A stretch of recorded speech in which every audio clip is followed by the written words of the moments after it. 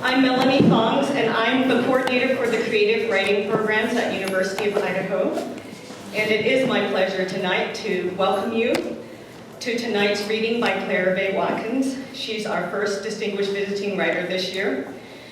The English department hosts a variety of literary events throughout the academic year for the benefit of our graduate and undergraduate students, and also for cultural enrichment in our community.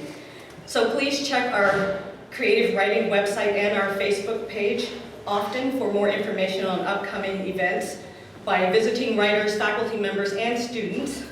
For example, our own Sayantini Dasgupta will be reading at Book People on Tuesday the 27th at 7:30 p.m. Our second distinguished visiting writer will be here in October, the week of the 24th through the 28th. He will be reading at the Kenworthy, and our Hemingway Festival will be in the first week of March in 2017. So you're invited to all of those events. And please note that both of Claire's books are for sale at the back of the room, Battleborn and Gold Fame Citrus. So if you don't yet have a copy to be signed after the reading tonight, it's available in the back of the room. They are. And now I'm going to turn things over to Sally, who will introduce our distinguished visiting writer. Thank you.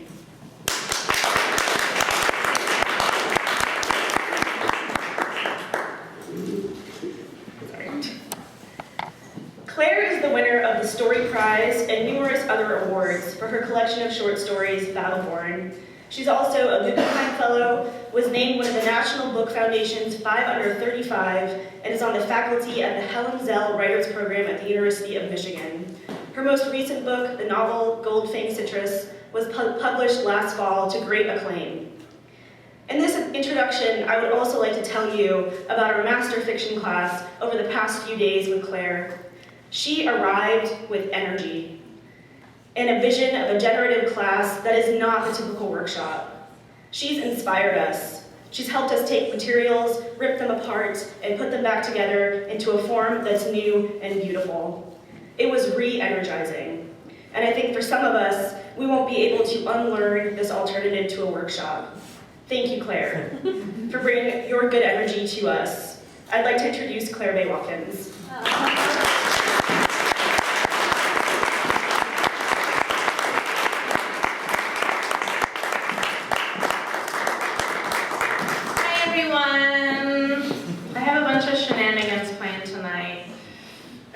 I want to look at the clock because you're going to be here for a while.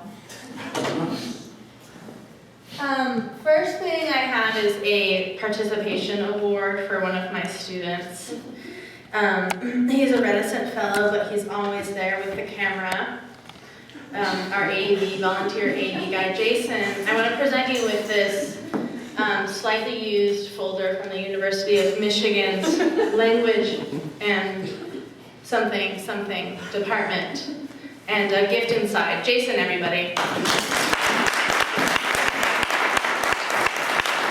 open it up, Jason. What's inside?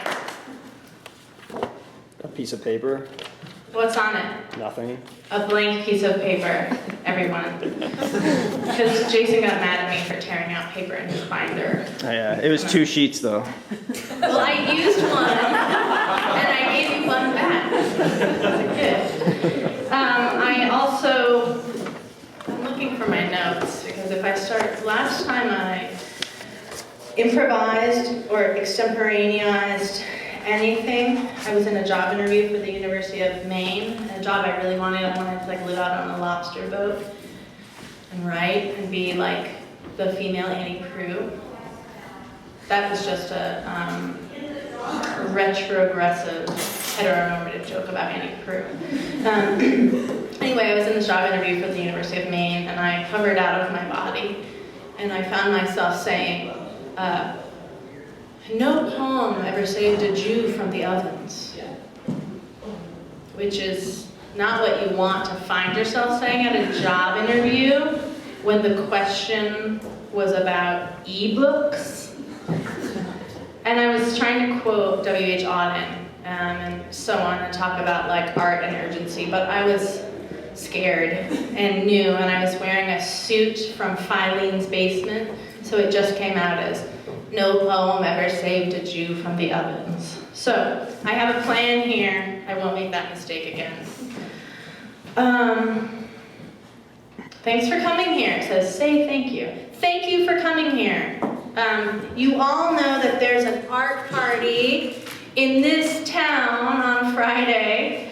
My students are making the most amazing weird work, and they didn't know this, but they're going to be presenting it publicly. I'm informing them right now. Like if they are in attendance, they're being alerted to the fact that they're going to perform on Friday, and it's going to be a big party. You can bring yourself, your baby, your dogs, your flower crowns, your coolers, your boom boxes with CDs inside them. You can bring fireworks or whatever, noisemakers. You can bring guitars. We can really all rock out. And I invited like a bunch of community people, you know. So it'll be cool, and I hope it'll be a good cross-section of Moscow all together to hear these weirdos. And it won't be boring. I promise. The next thing I want to do, next thing on the agenda, is I kind of thought there would be cheering in between these items. Yeah, there we go. Yes. I've been talking all this shit all week about to my students about trying new things and being scared. And so I thought instead of doing my like canned patter that I normally do on book tour, I would read some new stuff that I've never read before and kind of think of this as like a workshop of sorts. Only if you don't have anything nice to say, don't say anything at all, kind of thing. You know, one of those workshops. It's in like the Seychelles or something. Forgive me for being such a millennial, but my stuff is all on my computer. Okay. The first thing I'm going to read is called Things I Miss. Mitt Romney, Kurt Vonnegut, The Desert, The Point, My Chance, You. And Things I Miss I did as a project that my students are doing this week, a cell poem, where I texted a bunch of people that little poem or whatever it is, and they wrote back to me, and then I made another poem or a piece of writing out of their responses. So this is that. It's called R.E. Things I Miss, and it has the following co-authors. Natalie Shapiro, Raya Bushnell, Karen Russell. It's a very name-droppy project. Natalie Shapiro, Raya Bushnell, Karen Russell, Tony Perez, Duval, Ustine, Brendan DeKecko, Ali Salerno, Jonathan Bohr, Heinen, Jamal May, Marie, Helene Bertino, Jim Gavin, Will Scott, Chang-Ray Lee, Chris McCormick, K.A. Hayes, Alexander Lumens, Alyssa Washuda, Manuel Gonzalez, Chip Livingston, and Melissa Phoebos. So this is Things I Miss. Who is this? And of course the desert, of course. In the midst of apricot canning season, Surprise Valley sends its vodka, coffee, and headlines that don't feel like dark cosmic radiation when everything finishes going to shit. Anyway, come back soon. You're a live wire, and I love that. Thanks, but it's exhausting being a live wire, like being a raw nerve, a constant conduit. Me? I am very jealous. I am smoking weed alone in my backyard, watching the moon rise. Ah, well, I'm a stoic Indian. There is drought in us. I was talking about you yesterday, when I was thinking about you fondly, as I often do and always will. I am in Columbus, about to see a movie at the Wex like a kid. Any messages you would like relayed to the city? Looking forward to being colleagues again. Hugs, naivete, my brothers, Northeast Philly, with the arrow pointing left. Big deal. I get at least 20 texts a day from people who say how much they miss me. If this was really meant for me, well, please pretend. Desert in striking distance. First list I've ever shared with Mitt. This was me and Leo an hour ago. I actually felt the weep chest feeling looking at Ez. Erica gave me your airplane dress. Dap has changed more than anyone. I sense a healthy rage in you, like the Lorax. That's Lumens. I'd know him anywhere from that one night I met him. Be still, my black iceberg of a heart. I wish the internet was like this. I miss you like whoa. I know. And I'm gonna have to keep missing you a little longer. That's that piece. So those were all lines arranged that were sent to me and found. Thank you. I always wanted to get a little clapping between the poets too. You could just say don't kill yourself, it's going fine. All right, no one's killing themselves. Some babies, this is called Some Babies. It's kind of an answer to something I overheard. Something I've been trying to get my students to do is go out and creep around town. I'm making them pick flowers and go to places they haven't been before. And what I really want them to do, cover your ears, students. I'm about to give away the Socratic method, but what I really want them to do is to go to snoop and creep and eavesdrop, because that's where I get a lot of my stuff from. So this is something I overheard in a coffee shop in Ann Arbor. It was actually, I say overheard like I didn't know the person. It was Ann Carson lives in my town, and I was eavesdropping on her while she was having coffee with someone I didn't know. So this is one of these interlocutors is Ann Carson, whose work you should look up if you don't know it. It's incredible. It's called Some Babies, and the epigraph is that thing I overheard. It says, "Why would anyone bring a child into this world?" And then the other person says, "Because otherwise we'd have no good excuse to get together and fuck." It was funny when Ann Carson said it. Okay? All right, Some Babies. Zika babies, 3 Mile Island babies, Chernobyl babies, cancer cluster babies, Flint water babies, arsenic babies, lead paint babies, fracking babies, crack babies, aspirin babies, OxyContin babies, tire incinerator babies, pipeline babies, power plant babies, nuclear waste babies. Depo-Provera babies, Fin-Fen babies, Tuskegee babies, HIV babies, HPV babies, NRA babies, GMO babies, alien abduction babies, video game babies, internet porn babies, Marlboro babies. Hiroshima babies, Anchor babies, Mariel Boatlift babies, Elian Gonzalez babies, Syrian refugee babies, Skittles babies, one-child policy babies, Belizec, Buchenwald, Dachau, Auschwitz babies, rape babies, rape babies, rape babies, Roman Catholic Church babies. Trail of Tears babies, res babies, boarding school babies, stop and frisk babies, 3 strikes babies, zero tolerance babies, for-profit policing babies, broken window babies, foster care babies. Babies in hoodies, babies with toy guns, death penalty babies, Standing Rock babies, My Lai babies, Ferguson, Shenzhen, Juarez, Sandy Hook babies.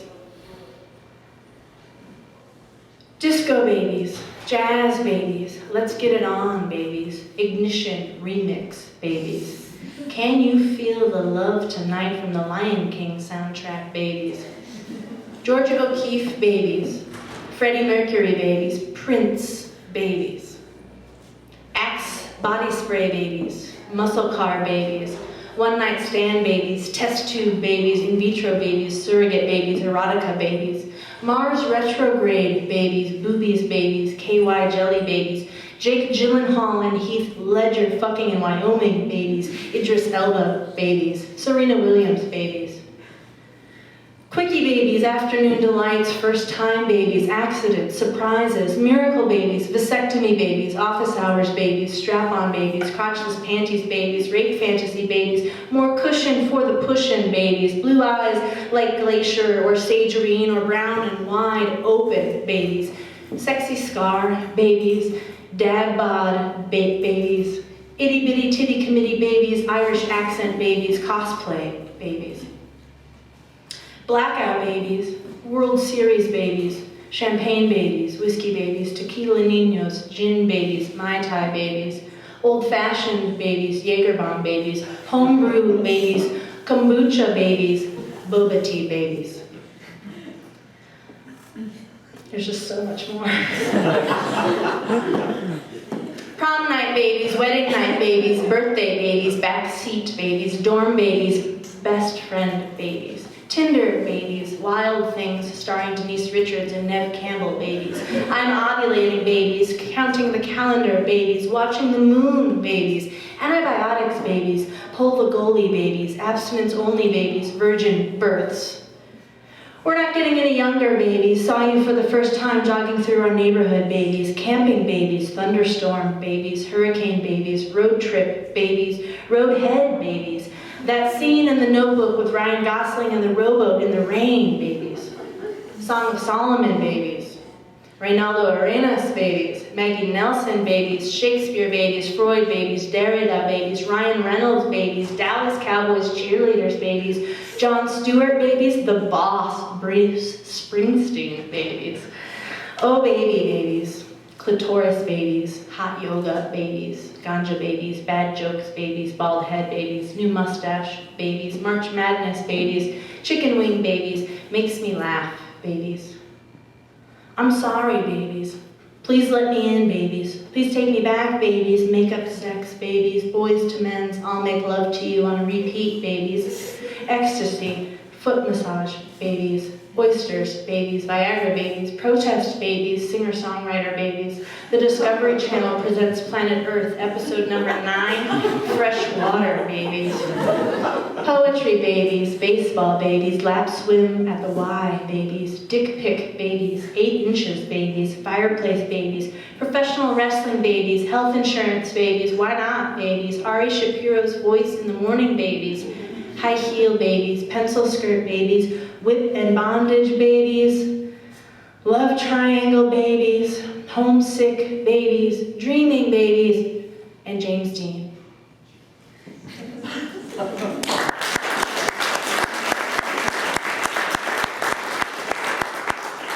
Applause still feels good even if you like overtly begged for it like a pathetic dog. All right, I have one last piece to read, which I think will take about 10 minutes, so we'll be out of here at 8 o'clock. I have to get it set up. I realize that I have this far too small. I'm in denial about my eyesight. I'll just take my glasses off so I can't see any of you. This is a prose piece. You could think of it as a story or you could think of it as an essay. The distinction doesn't really mean that much to me for this piece, if you want to know what I think. It's written in the form of a postpartum depression questionnaire, which, well, raise your hand if you're a mom. Yeah, raise them really high. Good job, mamas. High five. Being a mom is hard, being a dad is hard, being a human is hard, but this is about how being a mom is hard, basically. And depression is hard. What else to say about it? It has some singing in it, which I'm really sorry about. It's just supposed to be a joke, but it's only really funny to me. So sorry, but it's my party and I'll sing if I want to. So, it's called 10-Item Edinburgh Postpartum Depression Scale. 1. Since my baby was born, I have been able to laugh and see the funny side of things. It's a comedy, by the way. A, as much as I ever did. B, not quite as much now. C, not so much now. Or D, not at all. And A is filled in there. 2, I have looked forward with enjoyment to things. A, as much as I ever did. B, not quite as much now. C, not so much now. And D, not at all. And A, there is filled in. My husband beside me in the waiting room, reading over my shoulder. That's rather evasive, isn't it? as much as I ever did. Do you think I'm being dishonest? I ask. No, but what? I'm just saying this should be short answer, not multiple choice. He rocks the car seat with his foot. Short answer or essay, don't you think? As much as I ever did. It becomes our inside joke, the answer to questions we're afraid to ask. 1, since my baby was born, I have been able to laugh and see the funny side of things. We tried to find you a nickname in utero, but nothing fits so well as the ones we have for your father's scrotum and penis, your brothers, Krang and Wangston Hughes. An app dings weekly developmental progress and fruit analogies. Every week, we write our own. This week, your baby is the size of a genetically modified micro-peach, which is itself about the size of a red globe grape. Your baby's ear holes are migrating this week. Your baby can hear you and may already be disappointed by what it hears. This week, your baby is the size of a measured jewel date, knocked from the palm and left to soften in the dust. Your baby is now developing reflexes, like lashing out and protecting its soft places. It is also developing paradoxes and an attraction to the things that harm it.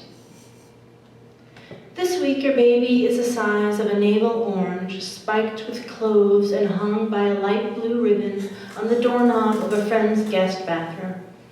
Your baby is developing the self-defeating emotions this week, among them doubt, boredom, self-consciousness, and nostalgia. It may even be besieged by ennui. This week, your baby is the size of a large, thick-skinned, inedible grapefruit. Your baby has begun to dream, though it dreams only of steady heartbeats and briny fluids. 2, I have looked forward with enjoyment to things. Sushi, beer, pot brownies, daycare, pain-free BMs, getting HBO, my in-laws going home. Erica visits and asks, does a person really need a doula? No, I tell her.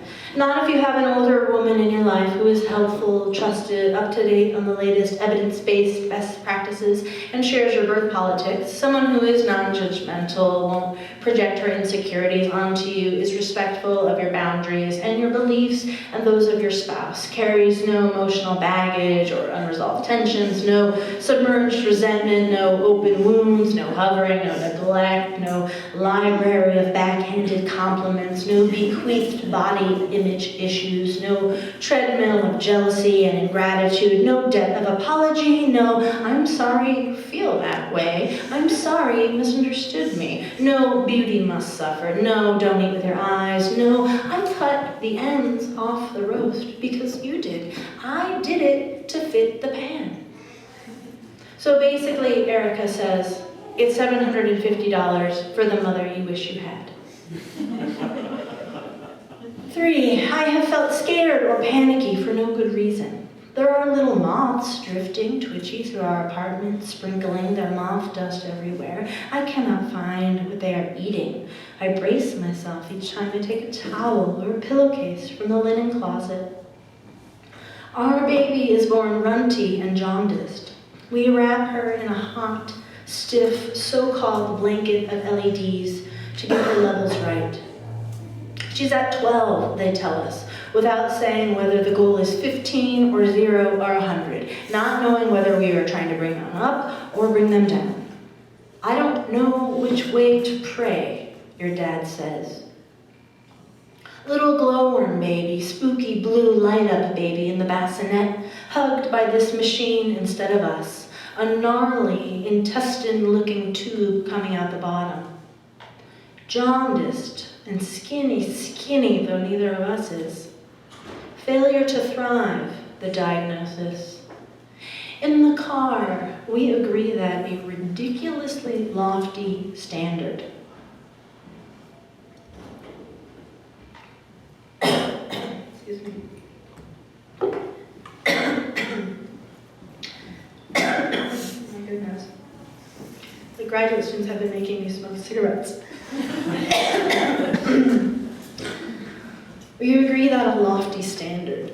Haven't we every advantage? Health insurance and advanced degrees, study abroad and strong female role models. Aren't we gainfully employed and doing work that we do not hate, no less? Didn't we do everything right and in the right order?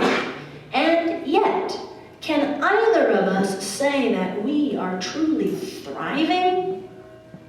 We remind ourselves it's not so bad, the jaundice, the smallness. Erica says, I was little and look at me. We remind ourselves of the NICU and pediatric oncology, which we walk past on the way to our appointments. I remember the apparatus we learned about in breastfeeding class that the lactation consultants can rig up for a man. A tube from a sack at his back, taped up over his shoulder and to his pectoral to deliver imitation milk to the baby as though through his nipple. I comfort myself with the dark, unmentioned scenarios wherein this would be necessary. A box on the birth certificate paperwork says, I wish to list another man as the baby's father, see reverse. I see reverse. Curious what wisdom the hospital has for such a situation, what policies the board has come up with to solve a clusterfuck of such magnitude, but the reverse is blank. My husband has hymns and spirituals, but when I sing to the baby, I can only remember the most desperate lines from pop songs. If you want better things, I want you to have them. My girl, don't lie to me. Tell me, where did you sleep last night? Sorry, Kurt. Question. Do you think having a baby was a good idea? Answer. As much as I ever did. 4. I have been anxious or worried for no good reason. Erica says, your phone is ringing. What's the area code? There are certain area codes I categorically avoid. She says, what about home? Especially home. In my Percocet dreams, our blankets are meringue, but quicksand thick, suffocation heavy, and the baby somewhere in them. From the toilet, I shouted out. She's not in the bed, my husband says from the hallway. How do you know? Because she's in the bassinet. But how do you know she's in the bassinet? Because I'm looking at the bassinet and I see her in there. But I want to know, Derek, how do you know that you are truly seeing? 5, I have blamed myself unnecessarily when things went wrong. A postcard arrives, addressed to both of us, but meant only for my husband. Funny how some people feel like home. Question, do you still want to be married? Answer, as much as I ever did. 6, I have been so unhappy that I have had difficulty sleeping. Over Skype, people say things about the baby I don't like. She seems small, she seems quiet, she's a princess, she will be gone before we know it, and I slam the computer closed. After, I send them pictures of the baby and small loops of video to prove I am not a banshee. I am a banshee, but cannot get comfortable with being one. I'm always swinging from bansheeism to play-acting sweetness and back. I cannot play nice, and don't want to, but want to some days. 7, I have felt sad or miserable. I can hear the whispers of my own future outbursts. I wiped your ass. I suctioned boogers from your nose. I caught your vomit in my cupped hand, and it was hot. I cut the tiny sleep dreads from your hair and blew stray eyelashes off your cheeks. I can feel the seeds of my resentment as I swallow them. When you couldn't sleep, I lay beside you with my nipple in your mouth. For hours, I did this. I can feel lifelong narratives zipping together like DNA, creation myths ossifying. You would smile but only if you thought no one was looking. Your hands were always cold, little icicles, but pink and wrinkly as a man's, little bat claws, little possum hands. Your dad, he cut the teensiest tip of your finger off, trying to cut your nails, and after that, we let them grow. That's why you have socks on your hands in all your pictures, to keep you from scratching yourself. When you took the socks off, you had little woolly worms of lint in your palms from clenching and unclenching your fists all day. We had a machine that rocked you, and another that vibrated you, and another that made the noises from the world you get to see. Breakers and birds, rain on a tin roof. Robo-baby, I worried you'd become, since you like the machines so much more than me. 8. I have been so unhappy that I have been crying. I like that question because it's like, I cry all the time, like every day, at all emotions, like so unhappy that I have been crying. Anyway, ours is not even a bad baby. She sleeps so much I have to lie to the other moms, pretend to be tired when I'm not, commiserate lest they turn on me. In truth, ours sleeps through anything, even two adults screaming at each other, crying, saying things they can't take back, making up and screaming again. Our baby sleeps through all of it, waking only when we stagger into our own bed. Creation myth, his. He broke his collarbone falling off a fence. He was trying to get to the neighbor girl. Creation myth, hers. When they brought her baby sister home from the hospital, she tried to deposit the bundle in the trash. Question, do you still love me? Answer, as much as I ever did. 9, the thought of harming myself has occurred to me. And also the profound pleasure of sitting in the backyard on the last warm day of fall, the baby and her dad on a bedsheet on the grass, me in a lawn chair because I cannot yet bend in the ways that would get me to and from the ground. In my lap, a beer and a bowl of strawberries.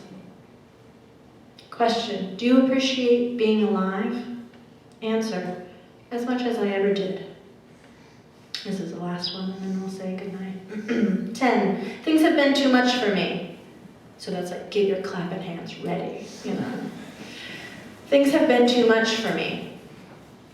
On Christmas Eve, the upper class grocery store is a teeming jingle bell hellscape. I decide to play nice for once, an exercise, my Christmas gift to the universe. I strap the baby to me and do not pretend not to notice when strangers gape at her there. I stop and let them say, oh, how cute, and even, oh, how precious. And when they ask if the baby is a boy or a girl, I do not say, does it really matter? Nor, a little bit of both.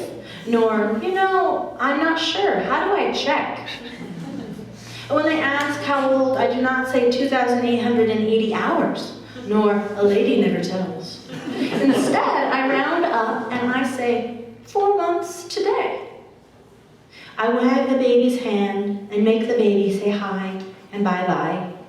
I spend too much money on stinky cheeses and chocolate coins, stovetop popcorn, armfuls of cut flowers, muffin tins I will never use, and pomegranates that remind me of home. I do not use self-checkout, the misanthrope's favorite invention, and when the nosy-ass checker asks me to sign my name on the electronic pad, I do not write 666, nor do I draw a big cock and balls, and instead, I sign, in elegant cursive, the baby's name. Esme Ophelia Watkins Palacio. And outside, I do not look away when more lonely people ask me with their eyes to stop, so that they might see the baby and touch her. And instead, I do stop, in the fresh snow falling and patting the parking lot. Let them hold the baby's hand and let them tell me how I will feel in 5 years, or 10 years, or 20 years, or at this time next year. And let them tell me where I will be and what will be happening and how I will cherish every minute. Thank you.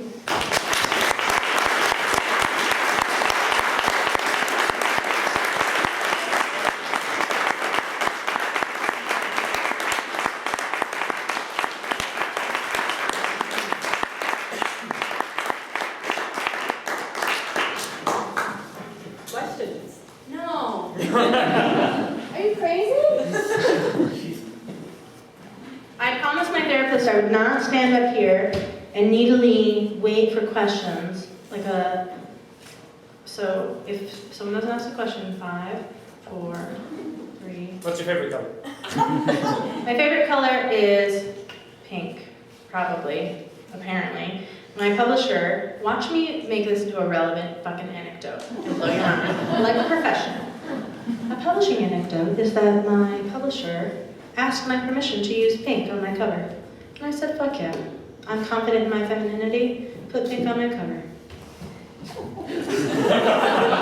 It was originally blue. I think they were concerned about it gendering the cover, which is a legit concern, and I'm lucky to have a publisher that gives a crap about that kind of thing. The end. Thanks everybody for coming.